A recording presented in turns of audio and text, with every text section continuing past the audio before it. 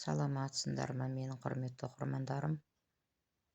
Бүгін мен сіздерге тырнақшаның қалай дайындалуын көрсетемін. Міне мынандай партерный атласты алып келдім. Енді 4,5 да 4,5 шаршы тырнақша дайындауымыз керек. Сол үшін мынандайға бәрін белгілеп сызып жатырмын.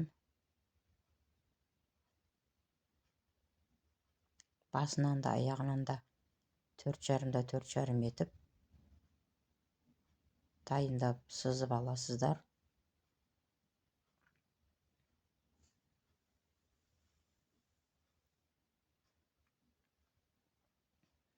Бұл тырнақшадан бізге өте көп керек.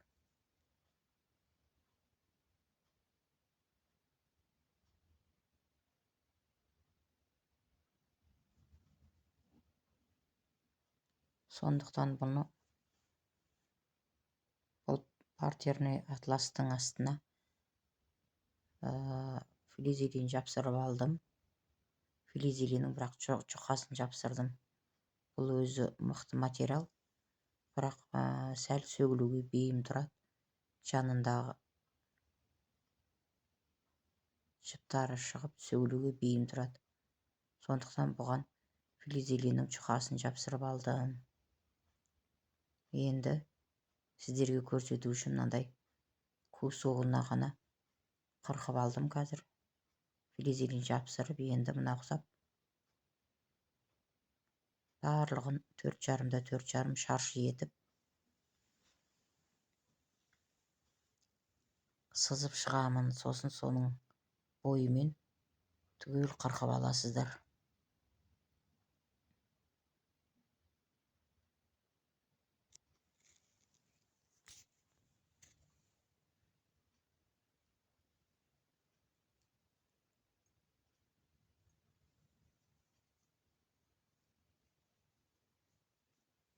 Бұл құрақты дайындаудың өзі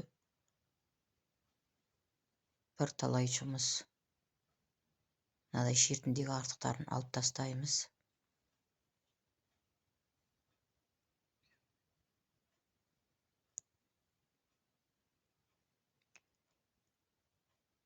Алдымен лентасын дайындадым.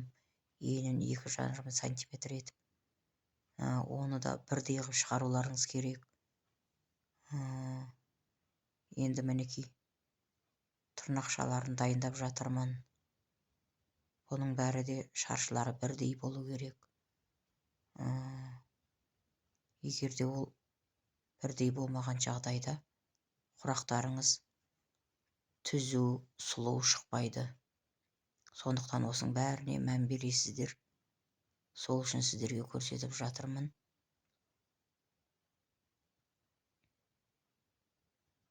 Енді бұл құраққа әлі тырнақша табандық дайындаймыз. Лента дайындаймыз. Одан кейін тырнақша дайындаймыз. Одан кейін табандық дайындаймыз. Табандықты да көрсететін боламын. Қалай дайындалу жолын.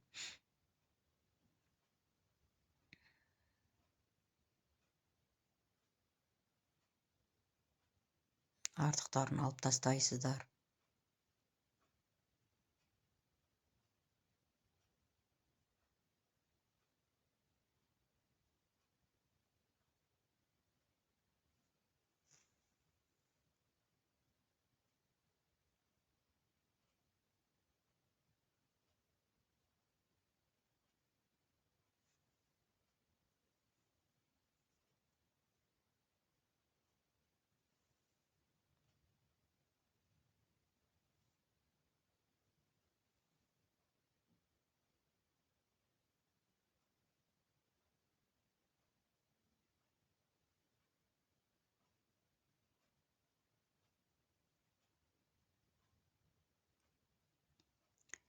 Бұл құрақты құрағанда да бұны да есептеп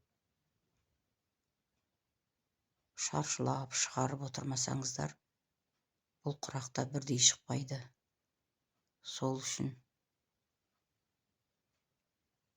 ылғи да есеп болу керек.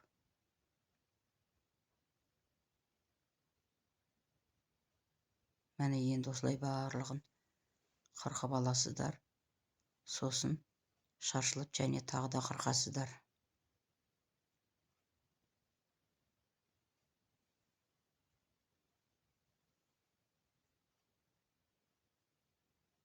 Қазақша каналымыздың дамуына атсалысып, тіркеліп, лайк басып, комментарий жазып отырыңыздар. Осындай қазақы нақыштағы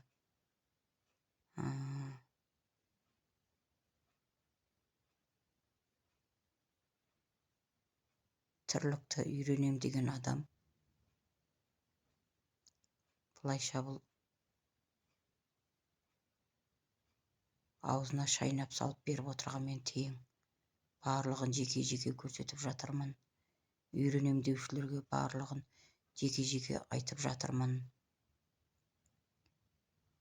Енді қазағымыздың осындай қол өнерін, қазақи нақыштағы осындай тірліктерімізді өзіміз жандандырып, өзіміз жүргізбесек, кім бізге істеп, кім бізге көрсетіп береді?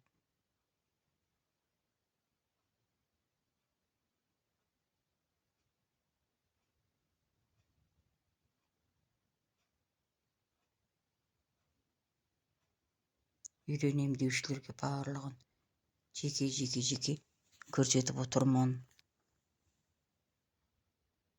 Бұрында да көрсеткен болатым, бірақ енді міне көлденең кесіп шығасыздар былай. Мына ұқсап жекелеп көрсеткен емеспін. Соны осылай көрсетейін деп шештім.